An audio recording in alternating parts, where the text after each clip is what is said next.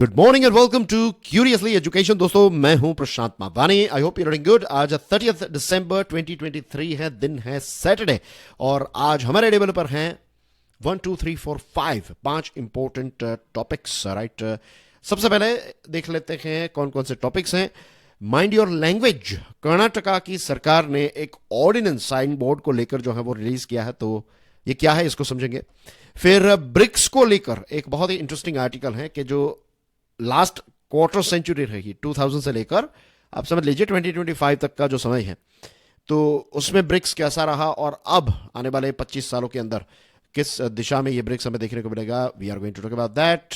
फिर river bed mining, ये हरियाणा का केस हम डिस्कस करने वाले हैं, लेकिन ये चीज सिर्फ हरियाणा में नहीं, हमारे लगभग पूरे देश में इस प्रकार की सिचुएशन में देखने को मिल रही है। सेंट्रल गवर्नमेंट और स्टेट गवर्नमेंट और यहां पर तमिलनाडु के बीच में जो भी बारिश आई ना तमिलनाडु में बहुत ज्यादा, तो इसकी वजह से यूनियन मिनिस्टर और जो स्टेट के मिनिस्टर हैं, तो इनके बीच में थोड़ी बहुत ऐसी एक हमें एक फाइट देखने को मिली थी। राइट, और तू मैं थोड़ा बहुत, और उसके बाद चीज़ें जो हैं वो सॉर्ट आउट हो गई है। लेकिन यहाँ पर ये बात बताई गई है कि डिजास्टर रिलीफ को लेकर हमें गाइडलाइंस जो है वो क्रिएट कर देने की ज़रूरत है। और एक बहुत ही सेंसिटिव इंपॉर्टेंट आर्टिकल है, ये जो छोटे बच्चे होते हैं, राइट, और ख़ास करके जो दिव्यांग बच्चे होते हैं, तो वो कितने सारे चैलेंजेस फेस करते हैं और इनके लिए हम क्या कर सकते हैं। We are going to talk about that. Simon Sinek का कोट है, courage is not the absence of fear, it is acting in spite of it. ये होती है मीन्स जो हिम्मत हम कहते हैं ना, इसका बेस्ट कोई एक एग्जाम्पल है तो यही है। देखिए, जनरली हमें ये लगता है कि जो साहसिक लोग होते हैं, जो हिम्मत वाले होते हैं, तो उनके अंदर भय नहीं होता। It's not like that. भय तो उनके अंदर भी होता है। और अगर आप लिमिटलेस लीडरशिप प्रोग्राम को देख रहे हैं तो आपको पता होगा कि कुछ ऐसे केमिकल्स होते हैं हमारे बॉडी के अंदर जो उनका काम करते हैं। तो फियर जो है, it is very very important. Right, वो एक हमारे सर्वाइवल के लिए एक बहुत ही इंपॉर्टेंट चीज कुदरत ने हमें दी है, लेकिन चॉइस हमारे पास है।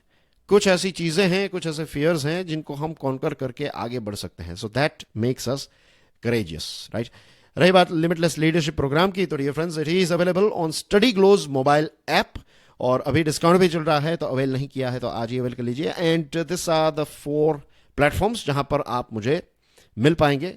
टेलीग्राम है, राइट, जो लेटेस्ट अपडेट्स होती है तो टेलीग्राम पर आपको सबसे पहले मिल जाती है। I am on Insta, Twitter या फिर X and Facebook as well. Right, but I prefer Telegram. Telegram में हमने एक अलग से ग्रुप भी बनाया है, इट इज अवेलेबल, तो ये ग्रुप को ज्वाइन कर लीजिए। अगर आप कोई क्वेश्चन पूछना चाहते हैं तो दिस इज अ ग्रुप जहां पर आप मुझे डायरेक्टली क्वेश्चन जो है वो पूछ सकते हैं, और मैं अपडेट्स जो होती है वो टेलीग्राम की चैनल पर शेयर कर देता हूं। तो dear friends, let's talk about this one, mind your language. जैसे मैंने आपको बताया कि कर्नाटका की सरकार जो है उसके साथ जुड़ा हुआ ये टॉपिक है। अब क्या हुआ है, कर्नाटका जो है उसकी सरकार ने एक ऑर्डिनेंस के माध्यम से एक नया रूल जो है वो, ये मुझे पेन का कलर चेंज करना पड़ेगा, होल्ड ऑन, ओके। तो कर्नाटका की सरकार जो है उसने एक ऑर्डिनेंस के माध्यम से एक नया रूल डिक्लेयर किया है। इसको कहते हैं 60-40। तो इसमें क्या है 60-40, ये लैंग्वेज के साथ जुड़ी हुई बात है कि जो साइन बोर्ड्स होते हैं ना, आपकी दुकान है, आपका बिजनेस है, फैक्ट्री है, तो जो साइन बोर्ड्स हैं, तो साइन बोर्ड्स में आपको 60% कन्नड़ भाषा का इस्तेमाल करना है, और बाकी की जो 40% है उसमें आप अंग्रेजी, हिंदी या फिर कोई भी दूसरी लैंग्वेज जो है वो यूज कर सकते हैं। और ये जो ऑर्डिनेंस है ये कहता है कि ये इंस्टीट्यूशंस, इंडस्ट्री, बिजनेसेस, स्टेट के, सरकारी या फिर प्राइवेट, सारे ऐसे अलग अलग बिजनेसेस जो हैं उन पर ये रूल एप्लीकेबल है। और ब्लंटली अगर बात करें, टू द पॉइंट बात करें, तो ये जो नियम बनाया है ये गलत नियम है। This is not okay. The reason is, देखिए, हमारे देश में सबसे पहला राज्य आजादी के बाद जो पहला राज्य ऐसा डिवाइड हुआ वो भाषा के आधार पर हुआ था। कौन सा था वो राज्य? आंध्र प्रदेश। राइट, आप श्रीलंका में देख लीजिए, जो LTTE वाले लोग थे, तो उन्होंने फाइट स्टार्ट की, क्यों? लैंग्वेज की वजह से। एंड लैंग्वेज इज नॉट कि भाई, इट्स नॉट जस्ट लैंग्वेज। याद रखिए, लैंग्वेज हमारी आइडेंटिटी का पार्ट है। लैंग्वेज जो है वो हमारा कल्चर का पार्ट है। राइट, लैंग्वेज जो है इट इज हमारे जीवन का पार्ट होता है। आज for example I am basically from Gujarat, तो अगर मुझे कोई कहे कि भाई आपको गुजराती भाषा जो है वो नहीं बोलनी है, आप अब गुजराती नहीं बोल पाएंगे, जो मेरी मदर टंग है, तो अगर वो बोलने से मुझे रोका जाए या फिर मेरे ऊपर ऐसे रूल्स एंड रेगुलेशंस थोपे जाए कि आप अपनी मदर टंग जो है वो लिख नहीं पाएंगे, बोल नहीं पाएंगे, तो पता है वो क्या हुआ? वो मेरी जो आइडेंटिटी है या फिर जो बेसिकली जो मैं हूं या फिर जो जिस रूट्स से मैं आता हूं, उन रूट्स को वाइप आउट करने की बात जो है यहां पर हो रही है। तो अलग अलग जगहों पर आप देखेंगे, जैसे हिटलर जो था, तो हिटलर ने क्या किया, उन्होंने हिटलर ने जो यहूदी लोग थे तो उनकी आइडेंटिटी को निशाना बनाया। उसने बहुत सारे ऐसे स्टीरियोटाइप्स जो हैं वो यहूदियों के साथ जोड़ दिए। तो इस प्रकार की चीजें जो हैं, खास करके भारत जैसा देश, हमारा देश जो है, हम गर्व लेते हैं ना कि हमारे यहां पर इतनी सारी डाइवर्सिटी है। और अभी हम कोट्स भी देख रहे थे, मोटिवेशनल कोट्स में भी हमने देखा कि कुदरत जो है उसको डाइवर्सिटी पसंद है। आप इस पृथ्वी पर देखिए, आपको एक जैसी चीजें जो है वो नहीं मिलेगी। हर अलग अलग देश में अलग अलग चीजें होती हैं, लोकेशंस के हिसाब से, जियोग्राफी के हिसाब से चीजें जो है वो चेंज होती है। जंगल में जाएंगे तो क्या एक ही प्रकार के पेड़ हमें देखने को मिलता है? नहीं। जीवों में भी यही चीज है, तो भाषाओं में भी यही चीज है, कल्चर में भी यही चीज है, ये डाइवर्सिटी जो है। और आज के समय में मीन्स अभी तक के हमारे प्रयास क्या थे हमारे देश के, इसमें सारे राज्य आ गए। हम चाहते थे कि लोग जो हैं वो अच्छे रोड्स के माध्यम से एक जगह से दूसरी जगह पर आ जा सके, या फिर forget about roads, in general आप जितने भी मोड हैं ट्रांसपोर्ट के, एयरवेज, वाटरवेज, रोडवेज, रेलवेज, ये सारे अलग अलग जो जो ट्रांसपोर्टेशन के ऑप्शंस हमारे पास है, तो इनका इस्तेमाल करते हुए जो कर्नाटका के लोग हैं वो मुंबई जा सके, लंदन जा सके, इस पृथ्वी पर कहीं पर भी जा सके और कहीं से भी वापस आ सके। हर एक देश की यही कोशिश रही है। हमारे पास आज जो टेक्नोलॉजीज है, फॉर एग्जांपल एक ऐसी चीज जो हम एवरीडे यूज करते हैं, हमारा स्मार्टफोन, तो ये चीजें अब सभी के हाथों में इसलिए आ रही हैं क्योंकि इसकी काफी अच्छी यूटिलिटी है। तो अब धीरे धीरे जो है, आई एम नॉट सेइंग कि हमें हमारा कल्चर छोड़ दे, इसलिए मैंने आपको कहा कि हमारी जो मातृभाषा है, हमारा जो कल्चर है, वो सारी चीजें हमें हर किसी को प्यारी ही होती हैं, राइट? तो उसमें कोई वो नहीं है कि वो खत्म हो जाएगी। और फिर लोग अगर एक ही देश के लोग अलग अलग, हमारे ही देश के अलग अलग रीजियंस में माइग्रेट हो रहे हैं, तो ये तो हम सबका अधिकार है। कॉन्स्टिट्यूशन ने ये भी चीज हमें अधिकार दिया है। अभी इसलिए तो 370 जो है उसको हटाया गया, क्योंकि एक हमारा ऐसा क्षेत्र था जहां के रूल्स एंड रेगुलेशंस बाकी के रूल्स एंड रेगुलेशन से बहुत ही अलग पड़ते थे। तो ये जो थोपा जा रहा है ना, ये चीजें जो हैं, इससे कन्नड़ लैंग्वेज प्रमोट नहीं होगी। लैंग्वेज जो होती है वो लोगों के जीवन में एक्टिव रहती है। कई बार ये प्रश्न भी पूछा जाता है कि सर इंग्लिश लैंग्वेज, इंग्लिश जो है उस पर अच्छी ग्रिप हमें चाहिए, स्पीकिंग जो है इंग्लिश का जो वो बेस्ट हमें करना है, तो क्या करें? उसका एक ही बेसिक, अगर मैं कहूं बहुत ही इजी अगर कोई रास्ता है, तो that is you have to live in English. अगर ऐसा in English, I mean to say in English language. आप सोचिए अंग्रेजी में, बोलिए अंग्रेजी, लिखिए अंग्रेजी, पढ़िए अंग्रेजी। ये जब चीज आप करने लगेंगे, ऑटोमेटिकली यू विल फाइंड कि लैंग्वेज पर आपकी ग्रिप जो है वो बढ़ती जाएगी। It applies to every language. Sanskrit भी सीखना चाहते हैं तो यही चीज है, अगर आप दूसरी कोई लैंग्वेज सीखना चाहते हैं यही चीज है। और लोग जब उस भाषा का इस्तेमाल करते हैं तो वो भाषा जीवित रहती है, और उस हिसाब से भाषा में बदलाव भी आते रहते हैं। डायलैक्ट्स जो है वो चेंज होते रहते हैं, एक्सेंट्स जो है लोगों के वो चेंज हो जाते हैं। हमारे यहां पर भी ऐसा है। जनरली जो आप फिल्मों में जो गुजराती देखते हैं, जो बताया जाता है फिल्मों के अंदर, राइट, जो गुजराती का एक्सटीरियर मीन्स एक होता है ना, वो एक अलग टोन, तो वो पूरे गुजरात में आपको देखने को नहीं मिलेगा। और जो हमारी जहां पर means I am from Rajkot, as you know, जो गांधी जी वाला जो एरिया है, पोरबंदर, राजकोट, ये इसको सौराष्ट्र कहा जाता है, काठियावाड़ भी कहा जाता है। तो काठियावाड़ की जो गुजराती है दैट इज डिफरेंट फ्रॉम जो अहमदाबाद और बड़ौदा में बोली जाती है। फिर जो कच्छी गुजराती है उसकी जो बोलने के जो एक्सेंट्स हैं वो काफी अलग हो जाते हैं। और काठियावाड़ में भी यू विल फाइंड शेड्स, कि अगर आप अमरेली और वो सारे डिस्ट्रिक्ट्स में जाएंगे तो वहां की थोड़ी अलग है, जामनगर की और राजकोट की थोड़ी आपको थोड़ी अलग शेड्स जो हैं वो देखने को मिल जाएंगे। मीन्स पता चल जाता है कि भाई ये बंदा राजकोट का है या फिर जामनगर का है, यू नो। तो थोड़े ऐसे shades, and I am sure ये चीज ऐसा नहीं है कि गुजरात में ही है, बिहार में भी ऐसा है, I am sure Uttar Pradesh में भी अगर अलग अलग एरियाज में आप जाएंगे तो अलग अलग एक्सेंट्स जो है वो आपको देखने को मिलेंगे। तो जितनी भाषाएं, जो भाषाएं हम बोलते हैं, जो कल्चर रहता है किसी एक पर्टिकुलर एरिया का, वो जब स्प्रेड होता है तो उसमें नए चेंजेस आते हैं, वहां पर नए लोग आएंगे तो फिर नए चेंजेस आएंगे। तो ये तो चीज़ें जो है वो चलती ही रहती है. भाषा is not something that is just on book, it is part of our life. तो जीवन के साथ साथ भाषाओं में भी बदलाव जो है वो होते रहते हैं. एनीवेज, अब यहां पर ये प्रॉब्लम क्यों है पता है कि सरकार ने क्या किया, जो वेंडाल्स हैं जो तोड़फोड़ कर रहे हैं, अब जो ट्रेडर्स हैं उन्होंने कहा कि भाई चलो ठीक है, सरकार ने ये कहा है कि 28 फरवरी 2024 तक आपको अपने साइन बोर्ड जो है वो चेंज कर देने हैं. लेकिन उसके बावजूद भी कुछ लोग जो हैं वो तोड़ फोड़ पर उतर आए. बहुत सारे ऐसे दुकानें हैं जिनके बोर्ड्स जो हैं वो तोड़ दिए. और आजकल ऐसे बहुत सारे फ्रिंज नेताज आ चुके हैं जो वेंडलिज्म को एक्टिविज्म कहते हैं. वो तोड़फोड़ करने को कहते हैं कि हम तो सामाजिक कार्य करता है. दे आर नॉट सामाजिक कार्य करता है, दे आर डिस्ट्रॉयर्स. राइट, हमारे ही लोगों का नुकसान करके आप नेतागिरी कर रहे हैं. This is not acceptable at all.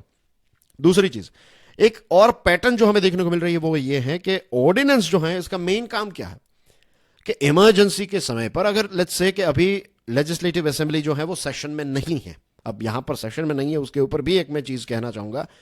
Means वो ब्रिटिशरों के टाइम से जो एक चीजें चली आ रही है, winter session, monsoon session, budget session, अब इसको खत्म करके थ्रू आउट द ईयर, मैं तो कहता हूं 300 दिन तक तो पार्लियामेंट के और जो स्टेट लेजिस्लेटिव असेंबली है उनके सेशंस चलते रहे. बहुत सारे लॉज हैं जिनको हमें डिबेट डिस्कशन करने की जरूरत है, रिफाइन करने की जरूरत है. तो ये एक जो नई मीन्स एक इस दिशा में अब हमें सोचने की जरूरत है. राइट, कि हमारी जो पार्लियामेंट है या फिर लेजिस्लेचर जो है तो वो ऐसे सेशंस में ना हो, थ्रू आउट द ईयर हो. एनीवेज, तो ऑर्डिनेंस जो है उसका इस्तेमाल तब किया जाता है कि जब पार्लियामेंट या फिर लेजिस्लेटिव असेंबली जो है वो सेशन में नहीं रहती है और उस समय पर आपको नया एक लॉ चाहिए, आपको थोड़ा अर्जेंट है वो लॉ, आप राह नहीं देख सकते सेशन की कि भाई नेक्स्ट सेशन जो आएगा अब तो वो बजट सेशन होगा, तो उसको तो थोड़े महीनों की देर है, तो we can not wait for that. अभी आज एक नई चीज हुई है तो इसको लेकर हमें नए रूल्स एंड रेगुलेशंस चाहिए, तो इसके लिए ऑर्डिनेंस बनाया गया है. लेकिन अब क्या हो रहा है कि जो एग्जीक्यूटिव्स है ना वो ऑर्डिनेंस के माध्यम से जो लेजिस्लेचर है उसको बाईपास करने लगे हैं. This is not acceptable. दूसरी चीज, कर्नाटका एक इन्वेस्टर और टूरिस्ट डेस्टिनेशन है और एक माइग्रेंट हब भी है. ऐसे राज्य के अंदर जो राज्य इस प्रकार की चीजों का प्रतीक होता है, इन्वेस्टर्स या फिर इन्वेस्टमेंट, टूरिज्म और माइग्रेशन, ऐसे राज्य के अंदर अगर इस प्रकार के रूल्स बनाए जाएंगे तो ये इसी राज्य के लिए सबसे बड़ा नुकसान होगा. उसकी इमेज जो है, as a brand image, as a state, वो खराब होगी. Isn't it? Moving on to the next one. The last quarter century has turned out to be less BRICS, more China, India. यहां पर यह बताया गया है कि चलो ब्रिक्स जो है उसके बारे में गोल्डमैन सैक्स ने बताया था कि आने वाले समय में एक फोरकास्ट किया था कि 4 ऐसे इमर्जिंग देश हैं. उसमें बेसिकली बात की थी ब्राजील, रशिया, इंडिया और चाइना की. फिर as you know South Africa बाद में ऐड हुआ. तो पहले ये ब्रिक था, उसके बाद ब्रिक्स बन गया. तो गोल्डमैन सैक्स जो है उसका फोरकास्ट ये था कि आने वाले समय में ये 4 डेवलपिंग देश जो हैं, ब्राजील, रशिया, इंडिया और चाइना, तो ये जो G6 नेशंस हैं जिसमें सबसे पैसे वाले देश, बड़ी इकोनॉमीज जैसे कि USA, Japan, Germany, UK, France और इटली, तो ये G6 जो हैं तो उनको धीरे धीरे करके उनके साथ चले आएंगे, मीन्स उनको मैच करेंगे इकोनॉमिकली और फिर इनको ओवरटेक भी कर लेंगे. ऐसा एक फोरकास्ट जो है वो किया था. Right, Goldman had said that the BRICS economies would grow from less than 1/7 of the G7 economies to become half their size by 2025. कि 1/7 की साइज जो थी G6 की, तो उसको ओवरटेक करके ये लोग जो है ना, ये देश, ये ब्रिक्स के, ये 2025 तक जो G6 की जो टोटल इकोनॉमी होती है उसकी 50% जितनी कैपेसिटी इनकी हो जाएगी. एस्टोनिशिंगली ये 2015 से पहले, ये 2025 से पहले 10 साल पहले 2015 में ही ब्रिक्स ने ये अचीव कर लिया. अब ब्रिक्स की साइज जो है वो ये G6 की 50% से ज्यादा की साइज हो चुकी है. और ब्रिक्स जो है उसने जनरली अगर हम देखें तो, अगर ये आंकड़ा देखें तो आउट परफॉर्म किया है. जो फोरकास्ट था, जो प्रोजेक्शन था, उससे बेटर परफॉर्म किया है. लेकिन इसमें सबसे आगे जो रहा है तो that is of course China, as we all know. Brazil और रशिया जो है ये बड़ा डिसअपॉइंटमेंट रहे हैं. रशिया जो है वो एज पर प्रोजेक्शन इटली को ओवरटेक करके फ्रांस के बराबर होने वाला था, लेकिन ये नहीं हो पाया है आज भी. और ब्राजील जो है उसके साथ भी यही सिचुएशन है. इंडिया का परफॉर्मेंस जो है वो काफी अच्छा रहा है. इंडिया के बारे में ये बताया जा रहा था कि जो G6 है, राइट, तो जो टोटल G6 की आप साइज देखें तो उसका 2.4% जितना जो है वो इंडिया हो जाएगा. राइट, 2000 में इंडिया वाज दैट, और कहा जाता था कि 2023 तक ये 8.5% तक पहुंच जाएगा. अब एक्चुअल परफॉर्मेंस जो है इंडिया का ये 8.4 है. तो वी कैन क्लियरली से कि इंडिया ने बेस्ट अचीवमेंट किया है कि आज से 23 साल पहले G6 के कंपैरिजन में हमारी साइज 2.4% थी, आज उनके कंपैरिजन में हमारी साइज 8.5% है। और इंडिया का ग्रोथ जो है वो भी काफ़ी अच्छा रहा है। 2025 के बाद चाइना से भी ज़्यादा ग्रोथ जो है वो हम करेंगे, इस प्रकार के प्रोजेक्शंस जो है वो किए जा रहे हैं। 4 इंपॉर्टेंट चीज़ें इंडिया जो है उसमें इकोनॉमिकल प्रोग्रेस हमें देखने को मिला और इसी के साथ साथ पॉलिटिकल स्टेबिलिटी, वर्ल्ड के प्रति एक ओपननेस हमें देखने को मिली है। इकोनॉमिक इंस्टीट्यूशंस जो है वो स्ट्रांग हुए हैं। कुछ लोगों का ये प्रोजेक्शन है कि पॉलिटिकल इंस्टीट्यूशंस जो है वो थोड़े कमजोर हुए हैं। हायर एजुकेशन में इंप्रूवमेंट और लिटरेसी रेट जो है वो भी काफी इंप्रूव हुआ है। तो ये 4 बड़े बड़े पैरामीटर्स में भारत ने काफी अच्छा परफॉर्मेंस किया है। जो सेकंड क्वार्टर रहेगा सेंचुरी का, इस सेंचुरी का, यानी कि 2025 से 2050 तक, तो इसमें इंडिया जो है वो बहुत अच्छी पोजीशन पर आएगा। रशिया जो है वो आने वाले समय में बहुत सारे इश्यूज को फेस करेगा। एक तो हाई एंड टेक्नोलॉजी रशिया को नहीं मिलेगी क्योंकि बहुत सारे वेस्टर्न वर्ल्ड जो है वो उनके साथ ये सारी चीजें शेयर करना नहीं चाहते। दूसरी चीज, सैंक्शंस की इंपैक्ट जो है वो एक लंबे समय पर हमें देखने को मिलेगी। ब्राजील जो है इसमें अप्स एंड डाउन होते रहते हैं, थोड़ी देर ग्रोथ होता है, फिर स्टेग्नेशन में चला जाता है, फिर थोड़ा ग्रोथ, फिर स्टेग्नेशन।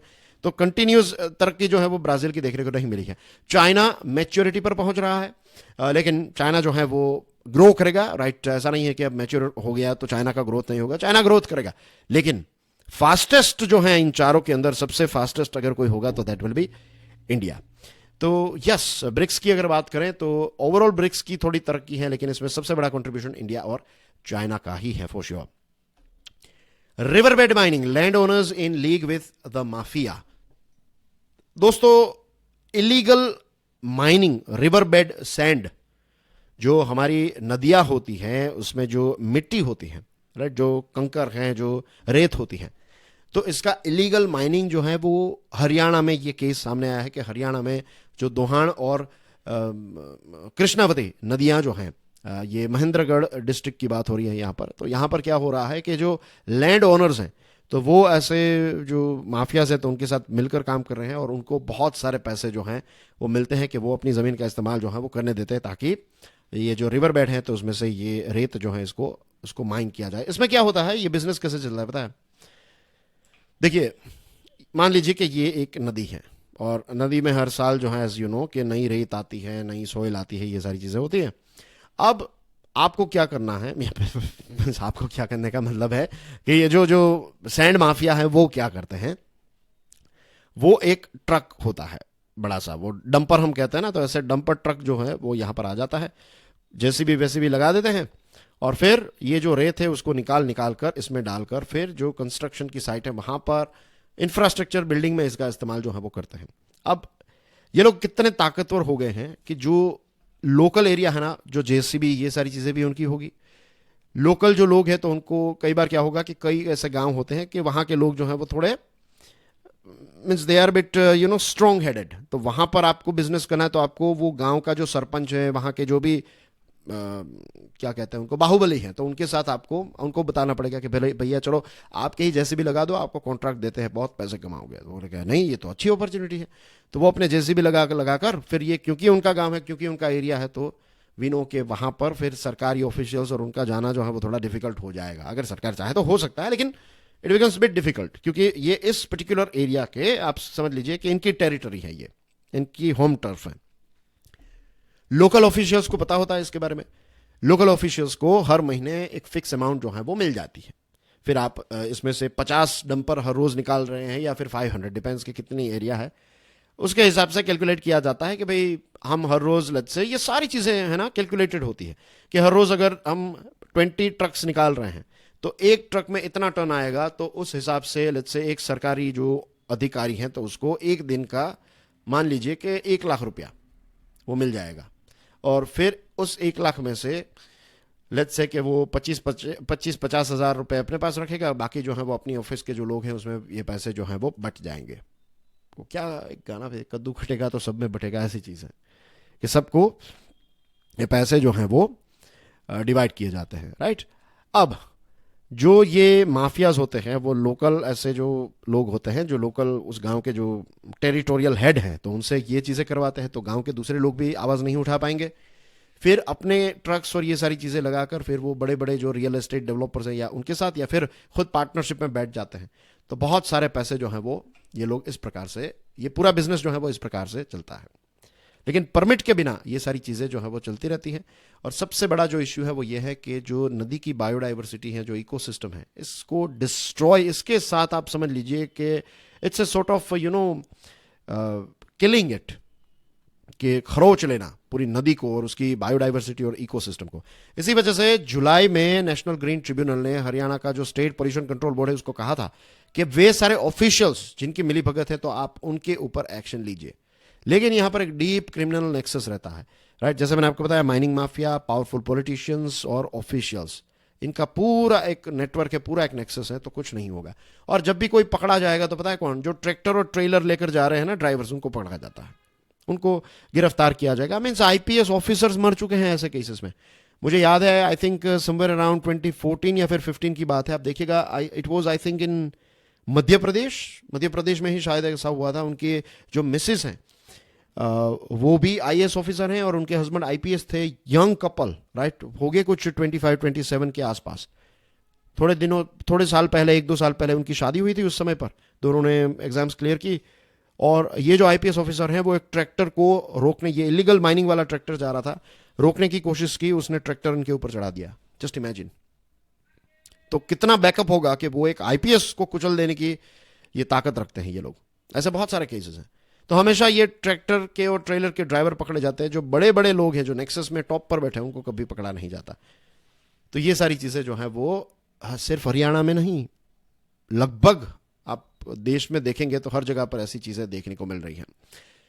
रिफ्ट ओवर रिलीफ, यहां पर सेंट्रल गवर्नमेंट और स्टेट गवर्नमेंट के बीच में थोड़ी आर्ग्यूमेंट हो गई थी, राइट। निर्मला सीतारमण जी और फिर state minister for youth welfare जो स्टालिन साहब हैं, उदयनिधि स्टालिन, तो उनके बीच में थोड़ा एक हो गया था इस चीज़ को लेकर। ये जो अभी फ्लड आई है तो उस पर हेल्प देने की बात है। लेकिन उसके बाद प्राइम मिनिस्टर और चीफ मिनिस्टर के बीच में डिस्कशन हुई और सेंटर ने कहा कि हम आपको पूरा सपोर्ट प्रोवाइड करेंगे। मिस्टर स्टालिन ने टोटल जो है वो 21,692 करोड़ रुपीस डिमांड की है सेंट्रल गवर्नमेंट से। इसमें उन्होंने कहा कि इंटरिम रिलीफ फंड जो है ये 7,033 करोड़ रुपीस, फाइनल जो है वो 12,659, और ये साइक्लोन मिचवांग के लिए, मिचवांग की वजह से जो डैमेज हुआ है उसकी डिमांड है ये। फिर सदर्न डिस्ट्रिक्ट्स में जो बारिश आई है तो उसके बारे में उन्होंने कहा कि 2,000 करोड़ जो है वो हमें पीएम नेशनल रिलीफ फंड में से दिए जाए। डिफेंस मिनिस्टर राजनाथ सिंह साहब ने एक एरियल सर्वे कंडक्ट किया, 450 करोड़ रुपीस जो हैं वो उन्होंने रिलीज किए as a sort of second instalment, और 500 करोड़ जो है वो सेंट्रल गवर्नमेंट के द्वारा रिलीज किए गए थे। नाउ द थिंग इज कि ये जो रिलीफ है ना, तो इसको लेकर कोई क्लियर गाइडलाइंस बनाने की जरूरत है।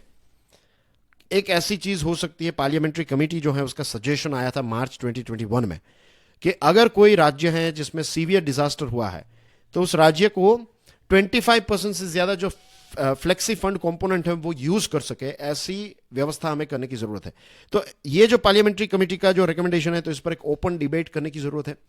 इसी के साथ साथ जो साइक्लोन वल्नरेबल राज्य हैं, तमिलनाडु, आंध्र प्रदेश, उड़ीसा, वेस्ट बंगाल, गुजरात, तो इनके साथ राज्य सरकार मिलकर कुछ ऐसी गाइडलाइंस क्रिएट कर सकता है, कुछ ऐसी रूल्स बनाए जा सकते हैं, नॉर्म्स बनाए जा सकते हैं, जिससे डिजास्टर मैनेजमेंट में इस प्रकार की कोई भी पॉलिटिकल कंट्रोवर्सी जो है वो ना हो, राइट।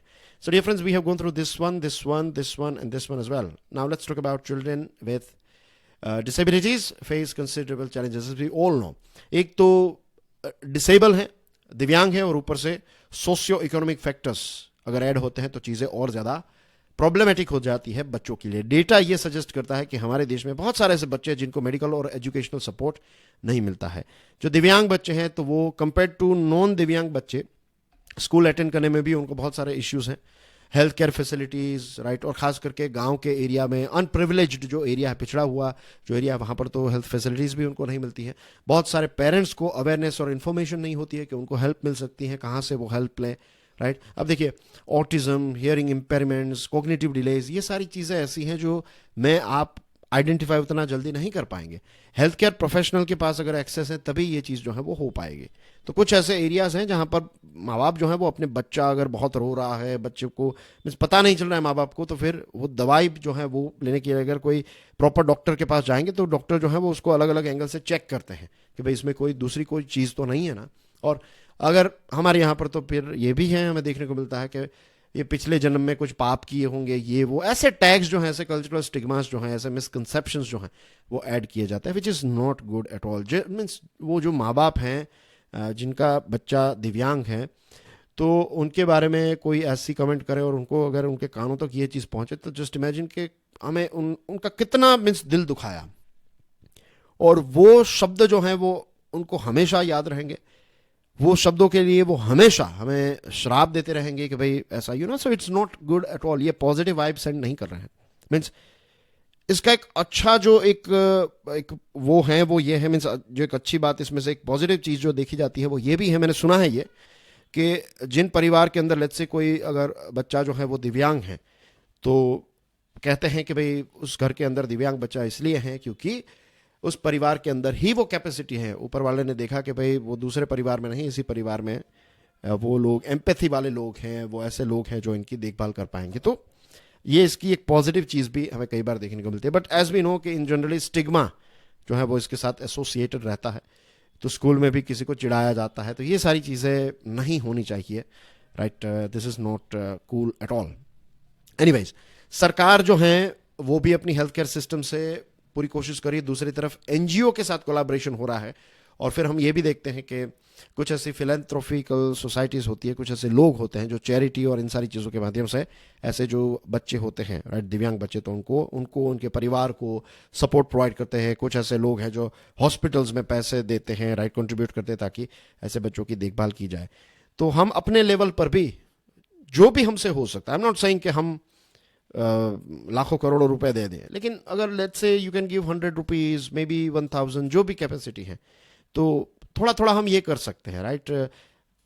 ऐसा भी हो सकता है ना कि हम कपड़े तो खरीदते ही हैं नए, तो अगर एक दिवाली पर या फिर एक ईद पर, क्रिसमस पर हम एक दो शर्ट्स कम खरीदे या फिर एक जीन्स कम खरीदे और ये पैसे इन बच्चों के लिए दे, 2000 5000 ए ईयर या फिर 500, जो भी हो सकता है, तो ऐसे छोटे छोटे कंट्रीब्यूशन जो है ना, that can also create a big impact. और फिर अवेयरनेस का काम कर सकते हैं। ये एक ऐसी चीज़ है जो हम सब कर सकते हैं, उसके लिए पॉकेट में हाथ डालने की ज़रूरत नहीं है, राइट। पॉकेट में हाथ नहीं डाल पाते हैं तो इट्स ओके, लेकिन अगर वो नहीं हो पा रहा है तो we can do create awareness. अगर जब भी कोई ऐसी चीज़ है तो प्यार मोहब्बत से अगर बात करेंगे, थोड़ी अवेयरनेस क्रिएट करेंगे, तो भी it will create a big change, isn't it.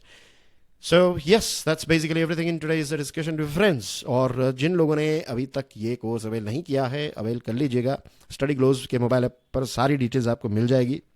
जिन जिन लोगों ने ये कोर्स अवेल किया है, जो लेक्चर्स देख रहे हैं, तो उनका पूछ सकते हैं, they are learning so many good things about leadership, right. And that's basically everything from my side. Thank you very much for your love and support. God bless you all. जय हिंद।